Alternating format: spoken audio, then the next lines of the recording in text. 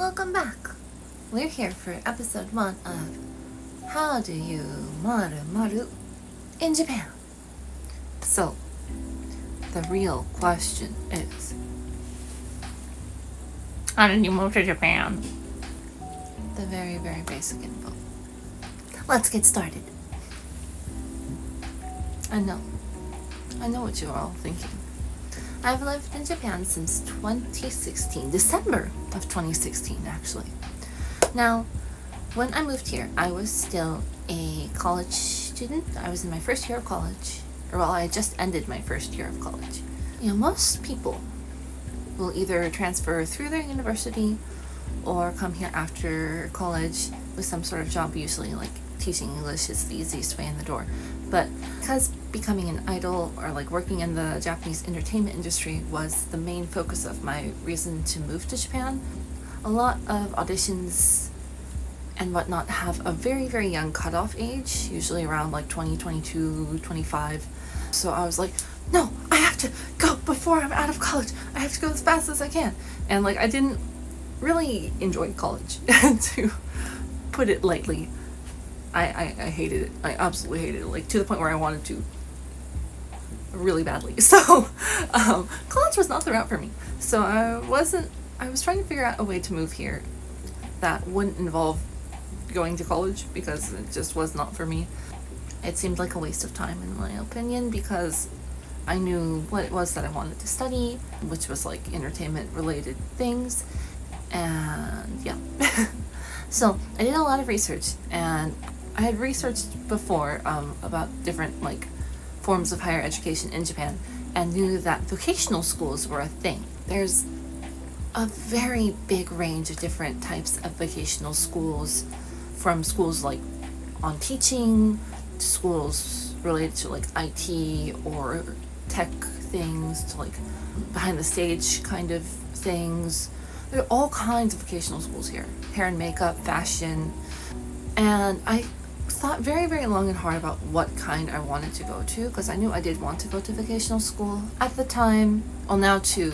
While being an idol in Japan has always been one of my long-time goals, being a voice actress has also been a long-time goal, like at the same sort of level. My big life plan was always to either become an idol, anime song singer, or a voice actress. Like one of the three or all of the three.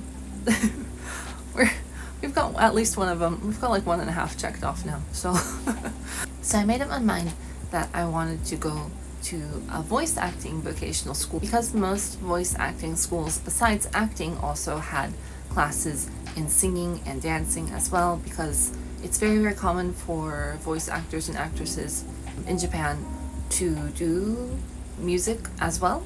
It's almost kind of a requirement nowadays, because there's so many like idol related shows and series. So I figured voice acting school would be the best place to go to get a sort of all around education on entertainment, like the workings of the entertainment industry, bring up my skills, and also improve my Japanese, because there are specific classes on pronunciation and how to speak, because it's all skills necessary as a voice actress.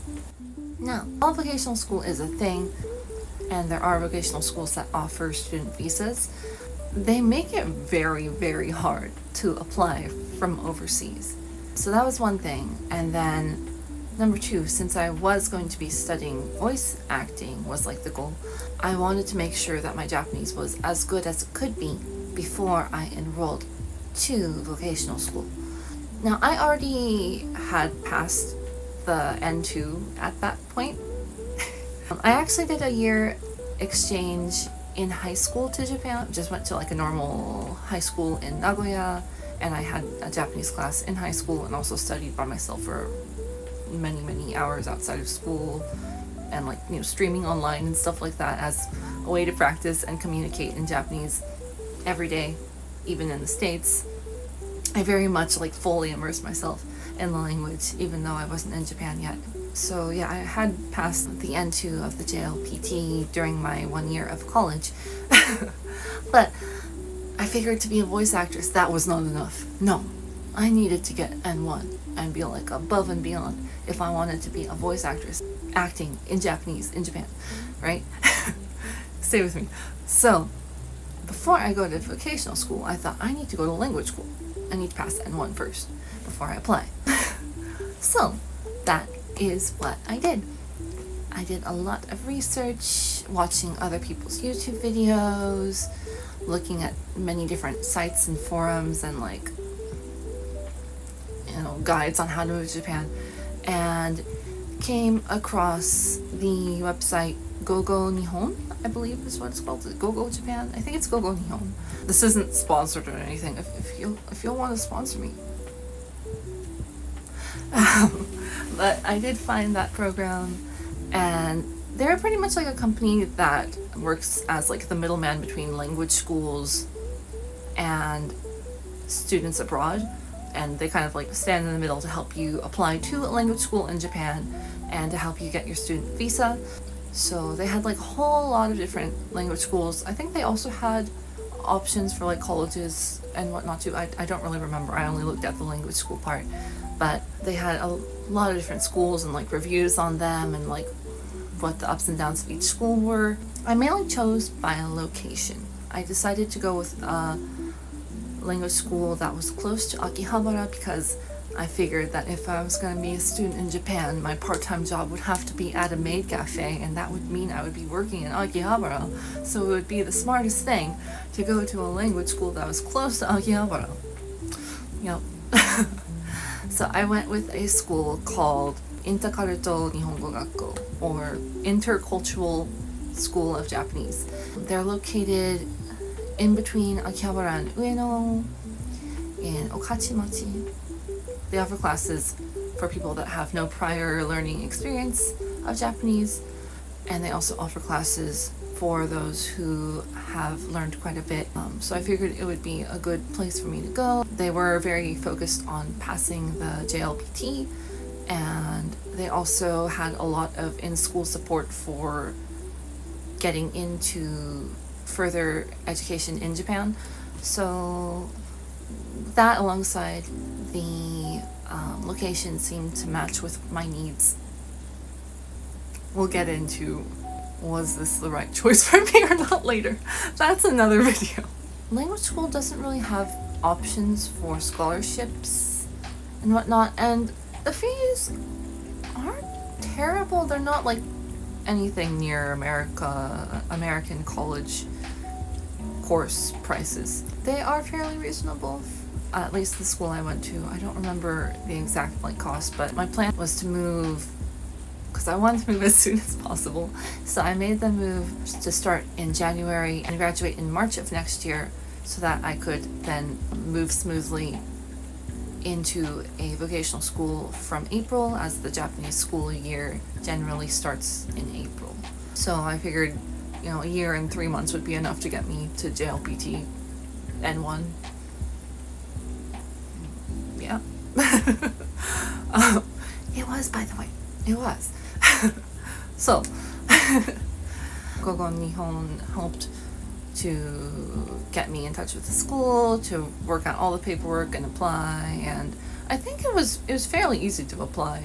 I did cover all of the school expenses myself. I used funds that family members had saved up for me since I was a little baby that was supposed to be for college. I used that as my initial thing to get me moved and to pay for the initial expenses of language school.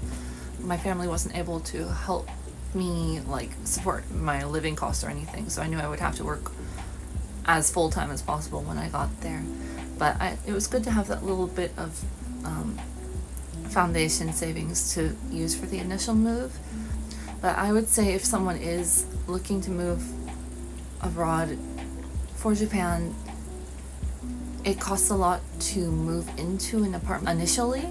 So I would say you're gonna need a couple, I would say at least $5,000 or so, maybe more. Well, I guess the yen to USD conversion rate is easier now if you're coming from outside of Japan. It all really depends on where you live, I guess, but And if you want to move into a student dorm or whatever, Gogo Nihon also did offer like help with finding like dorms or apartments, but the options that they had were very much for people that didn't have any sort of Japanese knowledge and weren't able to find a cheaper place themselves. So I didn't use any of their services to find my own apartment. I just got in touch with a local realtor when I moved. And I'm going to talk about that in another video, the next video actually.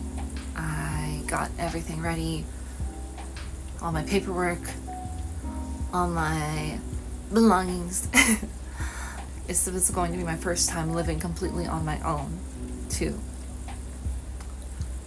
So I pretty much just packed up all of my favorite personal things, my clothes, and was like, bye. And yeah, that's how I made my initial move to Japan. Story time number 2. Arriving in Japan and finding an apartment in the 2 weeks before school starts. That was a rough one. Look forward to the next episode. Thank you guys so much for watching. I hope this was somewhat informative and helps you if you're also looking to move to Japan. はい、ちゃんことハギでした。See you next time. Bye bye.